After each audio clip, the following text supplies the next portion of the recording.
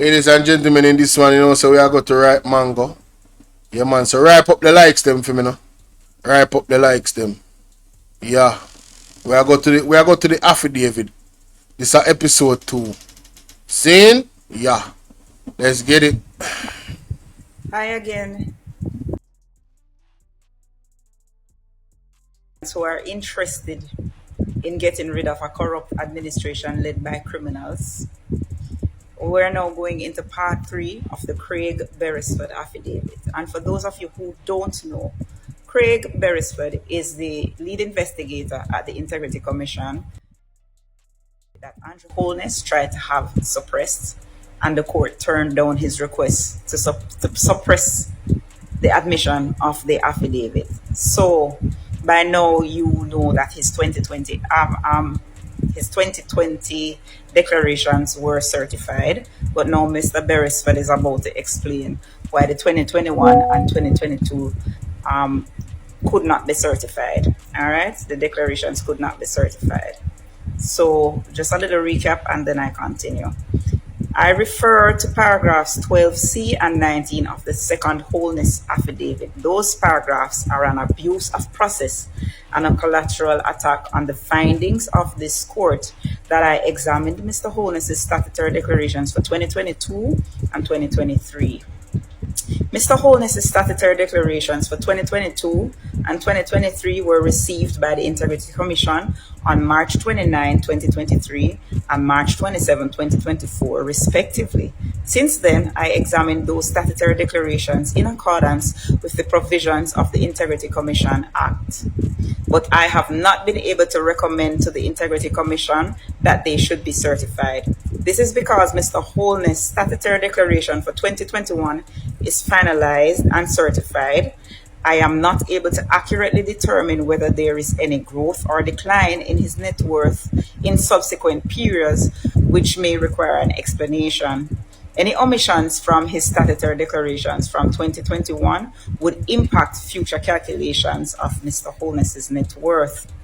I refer to paragraph 12H of the second Holness affidavit. There is no attempt to stir up the public's sentiment against Mr. Holness or embarrass him in any way. My only interest is to faithfully discharge the mandate of the Integrity Commission. The matter of the source of funds concerning the claimant companies with respect to Mr. Holness's statutory declarations for 2021 remains outstanding. Once the source of funds is confirmed for Mr. Holness's 2021 statutory declaration, then the examination of his 2021 to 2023 statutory declarations will be concluded. So this is page 9, and this is Mr. Beresford saying that, listen, the source of funds has not yet been submitted. Right, so this was the first affidavit by Craig Beresford, and it's signed. It's signed and it is stamped by Justice of the Peace. So we're going into the second one now. Right. Well, no, this is the documents. This is CB1 with the documents, and the documents include a copy of letters dated. So we just finished the affidavit basically. So everything now left is his evidence. You understand? And this is from page 1 to page 98. So that's how much evidence Mr. Beresford has presented in his affidavit. Right? So we're going to go through these one by one. So the first one was dated January 25th, 2019. And this is the chairman and their chairman and members of committee, examination of statutory declarations. So that's the title. The Most Honorable Andrew Holness, ONMP. A review was conducted on the statutory declaration submitted by Mr. Holness since he became a parliamentarian in 1998. The scope of the review covered statutory declarations for the period June 1998 to February 25, 2016. The subject of this exercise was to determine whether information entered on the statutory declarations was a true representation of the assets and liabilities of the declarant, and that his net worth, when calculated, was commensurate with the income stated. After carefully reviewing and formulating an opinion on the facts as as they presented themselves from our investigation, it was observed that his assets increased substantially over the years, and especially over the period 2009 to 2012. You hear what I'm saying? His assets increased substantially. Some other areas of concern were identified and required further investigation, clarification. Letters were subsequently submitted to Mr. Holness seeking clarification on various issues. The responses received, however, were not sufficient to adequately satisfy the concerns that were raised. In May 2018, under the new Integrity Commission, another letter was sent to Mr. Holness advising that the Commission awaits a response to. Its letter dated October 5th, 2017. He was asked to respond by June 22, 2018. Remember, him and the first Integrity Commission fall out and him get rid of them and put in a new Integrity Commission. I remember it's him appoint the first board, and when them, I don't remember what the issue was. I'm going to investigate it, but him get rid of them. So when you hear new, this is the second set of people that he appointed who also have the problem. So it looked like because he was concerned that they were digging into his business, he got rid of them, and the second set now, he expected them to kind of not dig into his business, but they decided that they were digging anyway. On August 23rd, 2018, he submitted a letter seeking additional time within which to respond. The Commission acceded to his request, and he was granted additional time to October 15, 2018, in which to reply. In December 2018, another letter was sent to the Prime Minister advising him that to date we have not received a response, although he had promised to have this prepared and delivered by October 15, 2018, that is. To date, no other response has been received. This matter is being referred to the Commission for further action pursuant to Section 42(4) of the Integrity Commission Act 2017. So this was by Joy Powell, Director of Information and Complaints. So she was the original Director of Information and Complaints before Craig Beresford took her position. So you see, the matter actually predated Mr. Beresford's employment. So when these people are claiming that Craig Beresford is a PNP and whatever, just remember that Craig Beresford is not the one who started to dig into this. It was actually before that, because he has been non-compliant for quite some time. So that was the first, this upside down, report in relations to Appendix A. Okay. I think that is very important to note, ladies and gentlemen, because what we have, is this narrative out there that somehow, the Prime Minister is under attack from individuals in the Integrity Commission that is somewhat aligned to the PMP. And it's just utter nonsense when you look at the evidence. So this is a key part right here. Let's continue.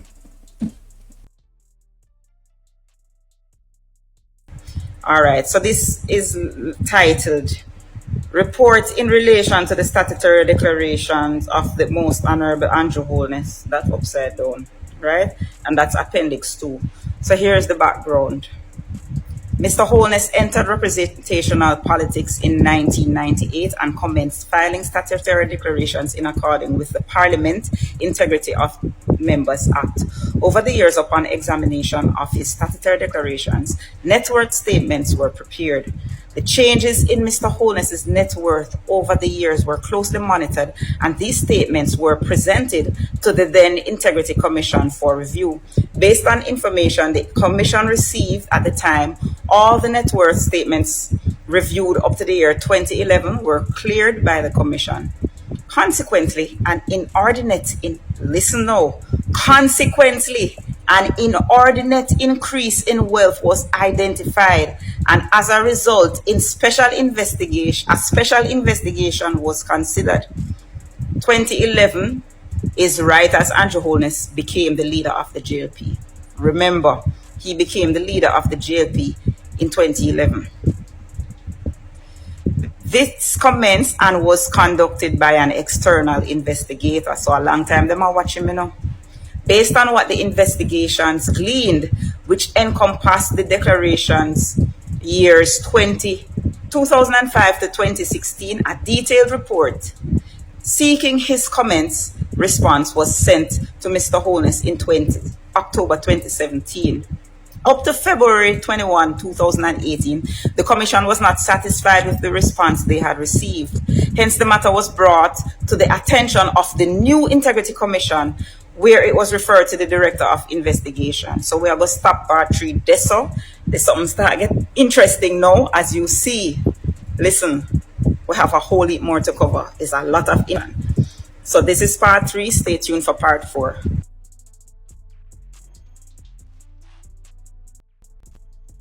Ladies and gentlemen, because you see, this is it now. The Integrity Commission needs to get a lot of props, and they have to take some beating too. You know, they were under-resourced, but they were meticulous, and they caught it, and here we are. So when the right time come, whoever for charge for corruption, I got charge for corruption. You understand?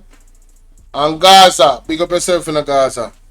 We never did realize that the audio was playing, double audio was playing. But I figured it out. So here we go on part 4. All right. 4 of the Craig Beresford Affidavit. And I'm going to start reading again from the report in the relations to the statutory declaration of the Most Honorable Andrew Holness, which is Appendix 2. All right, so let's just start from there. I had started it already, but maybe recap because this is very important. Background: Mr. Holness entered representational politics in 1998 and commenced filing statutory declarations in accordance with the Parliament Integrity of Members Act. Over the years, upon examination of his statutory declarations, net worth statements were prepared. The changes in Mr. Holness's net worth over the years were closely monitored, and these statements were presented to the then Integrity Commission for review. Based on the information the Commission received at the time, all the net worth statements reviewed up to the year 2011 were cleared by the Commission.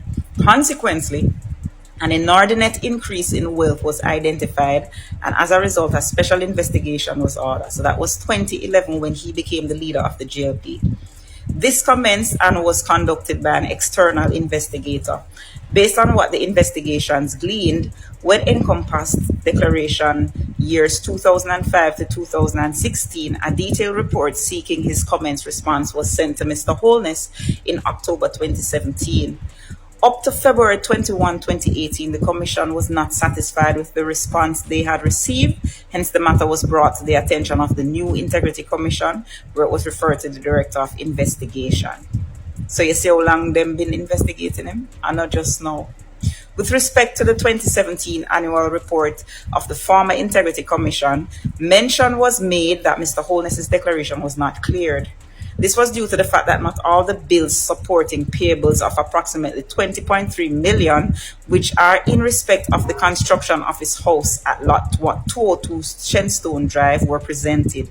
To date, the remaining bills to support the total amounts has still not been submitted. In Mr. Holness's 2018 statutory declaration, he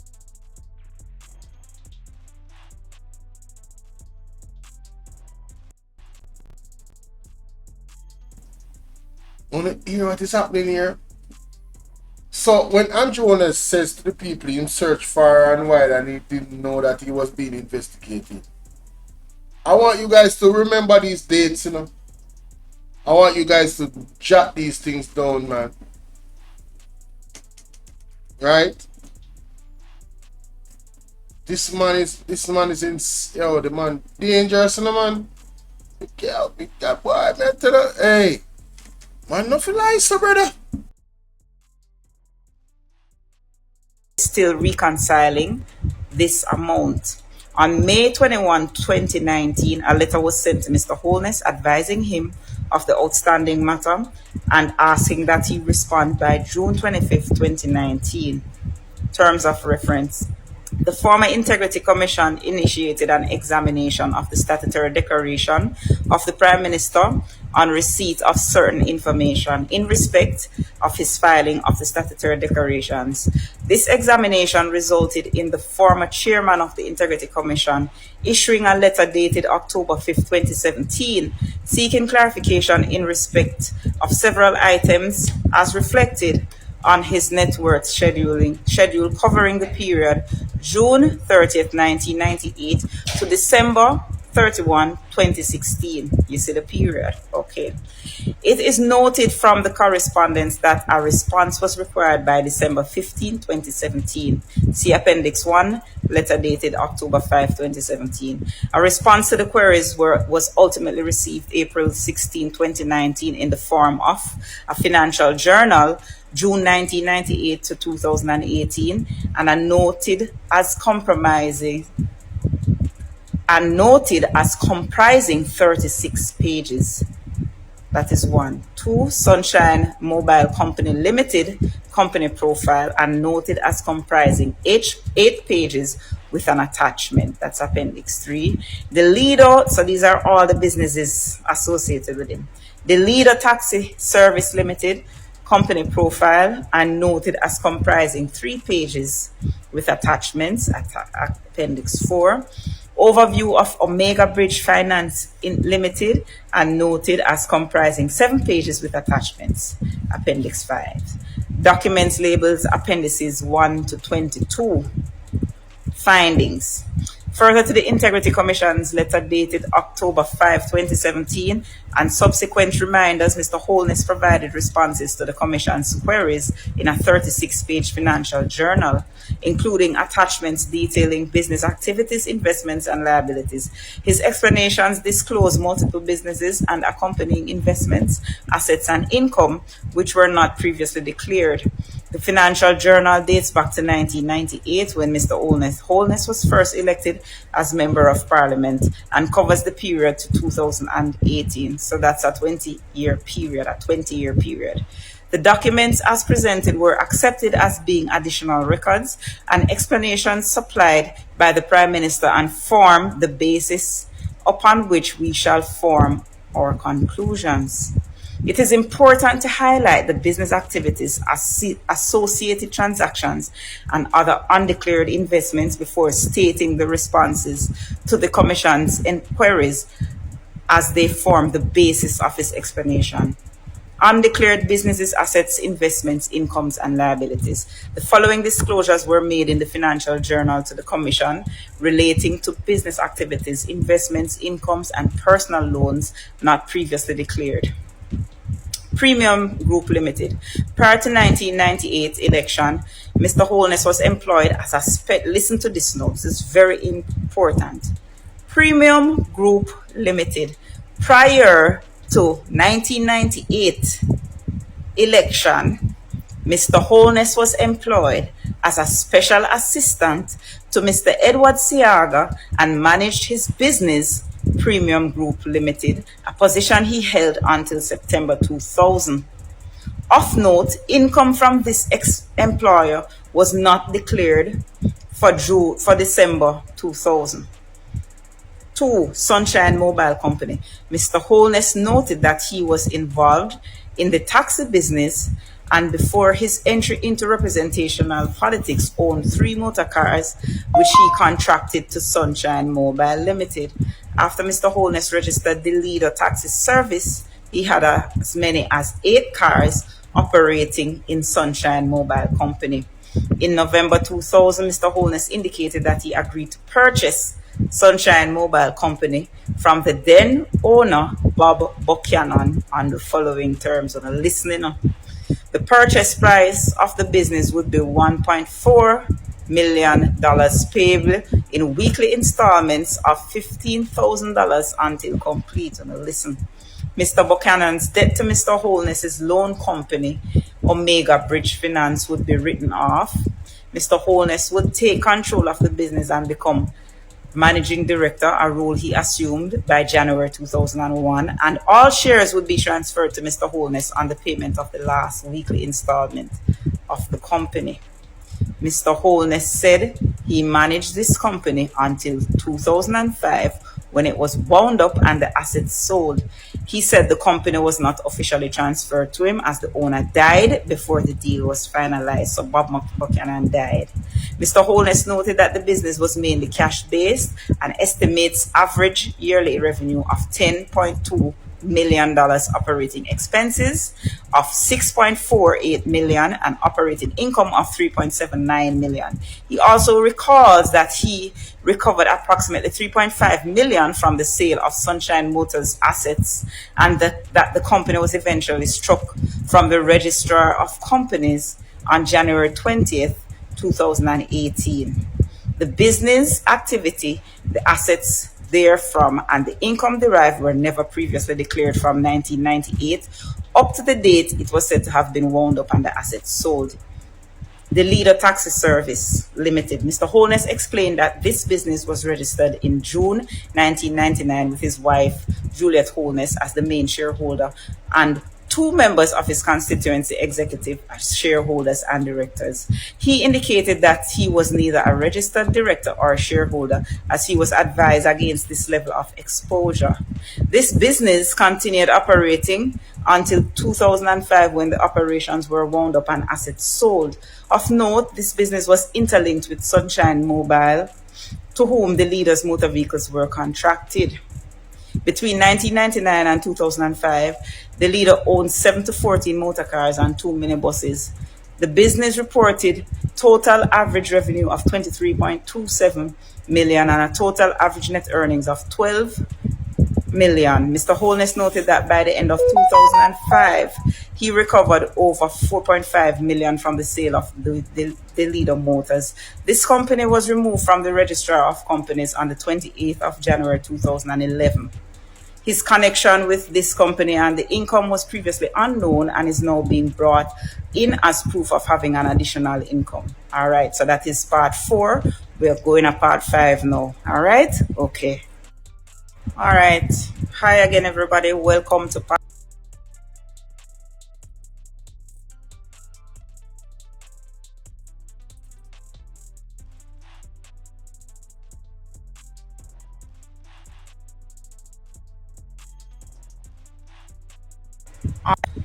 All right, gentle people, let's get down into part 5. And of course, we're discussing all the companies that Andrew Holness came up with in his financial journal from between 1998 and 2017.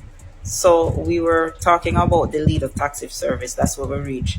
So all declarations for 1998 to 2005 bear no evidence of accounting for this business and its income. So it never did report it originally. All right. So the next company now is Omega Bridge Finance Limited. Based on the financial journal, this business commenced operation from 1998, but was not formally registered until August 4th, 1999. You see how much business Andrew Holness opened when he became MP? Remember, say all of them business here him open as soon as him become MP in 1998. Before that, he was a special assistant to Edward Siaga in what the company did name? Premium Group.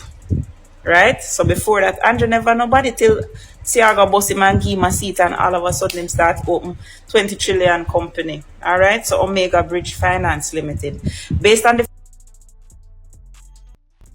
Ladies and gentlemen, rewind that what you said a while ago and mark that down. Alright? Yeah, the history of Andrew Holness's wealth is quite startling. Or the lack thereof information around it, it's quite startling. Let's continue. The financial journal, this business commenced operation from 1998 but was not formally registered until August 4th, 1999. He explained that this business was initially funded by his parliamentary salary, reinvested monthly repayments, proceeds from the sale of assets, and receipts from the Leader taxi company, and eventually Sunshine Mobile. This business offered personal and salary deduction loans, bridge financing for small business, micro enterprise financing, and small business venture capital financing. A profit and loss statement for the first 6 months of full operation was submitted along with a balance sheet of the second year of operation. The figures featured in Mr. Holness's explanation in his journal differs from those noted on the balance sheet. Me could get down in it. Omega Bridge also leased office space between 2000 and 2004 and held certificate of deposits with ISA Trust totaling $1.9 million between 2000 and 2001. Mr. Holness referenced excerpts from Omega Bridge finance transaction reports, which indicate that between December 1999 and November 2001, loans totaling $12.7 million were issued. He noted that by the time the business was wound up between 2005 and 2006, approximately $12 million, or about 70% of the loan portfolio, was recovered. These amounts, according to Mr. Holness, were placed in passive investments in stocks, CDs, repos, and alternative investment schemes. You want to listen, listen, because we are getting at the nitty-gritty now. Mr. Holness indicated that he removed himself as director of this company when he became a government minister in 2007, and his wife Juliet was added as director. The business has been dormant since 2005 and remains on the register of companies to date. Investments and income from the business activity were not declared for the years 1998 to 2005. So this is a ghost company. It is to be noted that in the explanations provided by Mr. Holness concerning the businesses highlighted above, namely 2 to 4, he stated that these activities were entered primarily to support his constituency activities and were not declared as they were not considered a part of his asset base. We have no choice but to reject that opinion, as reliance is being sought on the income earned and assets at the disposal of the entities of war. These assets have either been sold or made further investments in an effort to substantiate assets now in his possession. Investment in cash plus. Come now. It start get sweeter now. Investment in cash plus. Mr. Holness indicated that he commenced placing deposits in alternative investments in cash plus in early 2005. Remember, at this time he was a member of parliament. He could not recall the amount of the original investment, but he invested $2 million in May 2006, which was encashed from a First Global Bank certificate of deposit. At June 30th, 2006, the balance on the Cash Plus account was $4.6 million, which Mr. Holness said meant that approximately 2.2 million was in the account prior to the 2 million deposit. According to Mr. Holness, the initial and subsequent deposits were derived from funds recovered from the proceeds of assets sold in his dissolved businesses, of which we have already noted. He stated was to support constituency activities, which was rejected. So at first him tell them, say, him use the money to support constituency activities. Now he's saying that he invested the money in Cash Plus. What a tangled web we are weaving here. He noted that he made his first investment in Cash Plus in 2005 and continued holding his account until 2007. The investment has never been disclosed. The investment has never been previously disclosed. It affects declarations for the years 2005 and 2006 and was encashed in 2007. On the listening on. First Global Bank Money Market. According to Mr. Holness, he opened his account in January 2005 with an initial sum of $400,000 and was never previously declared. So he never tell them about the seed. So he never tell them about the Cash Plus. He never tell them about First Global Bank. He never tell them about the taxi company. He never tell them about all of them something they were able to tie up in. Omega, all of them something there. All right. First Global Financial Services Certificate of Deposit. In the financial more ask the people them something. And on can let me know in the comment section. Wanna feel like say Andrew Honest purposefully omitted these things because he know say it was going to look bad on him from an early stage in his political career. I mean, cash plus all linked. All of these Ponzi schemes this man invested in, and him have this account here so open there and none of this was mentioned. Man, listen. Let's continue, man. Boy, I try to tell you, boy. This man right here, boy. Mr. Holness, he disclosed that he also invested $3 million in a certificate of deposit at 12.5 interest, which he subsequently allowed to roll over. Mr. Holness explained that these funds were proceeds recovered from the sale of assets in his dissolved business, of which we have already noted he stated was to support constituency activities, which was rejected. So you see, him claims that the money, you see, he's investing the money that him claim was to support constituency activities. In 2006, $2 million was withdrawn from this account and placed in Cash Plus as noted above. All right. This investment was not previously declared and it affects declaration for years 2005 to 2006. Personal loans and advances. Mr. Holness disclosed that he made personal loans and advances to family members and friends between 2006 and 2010, which he did not include in his personal assets. These include loans and advances made to his relative Everard Curtis Stewart between June and December 2006, totaling $2 million. This was made towards the expansion of Mr. Stewart's spice manufacturing and distribution business. Okay. Payments were made in cash, checks, and direct payments to suppliers from Mr. Holness's parliamentary income and funds recouped from Omega. I see. These amounts were partially repaid, $1.9 million between 2007 and 2009. Loans and advances of $1.38 million and US 92,000, which is 7.3 million Jamaican, totaling $8.6 million to Mrs. Holness and her sister in 2008 in relation to the Birdsucker real estate development. I see. These amounts were repaid in 2009 when the project was completed. The specific source of funding for these loans were not identified by Mr. Holness, but the recovered amounts were accounted for in increased investment in 2009. A personal loan was made to Paul East in 2010 of US 13,500, which is 1 million Jamaica, from GMMB Investments, and 1.3 million from Stocks and Security, totaling 2.3 million. Mr. Holness said these amounts were repaid in 2011. Nothing was declared in relation to the personal loans and advances in the declarations for years 2006 to 2011. You see how much things him hide? The source of funding for these loans remains unclear and possibly may be attributed to funds stated as constituency support previously rejected by me. This is the constituency support.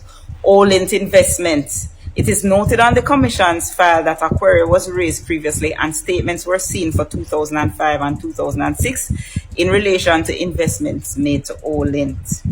All right, so we are going to stop part 5 right there, so, and come back with part 6. Listen, we don't even reach a quarter into this thing yet. It is so long. We don't reach nowhere yet.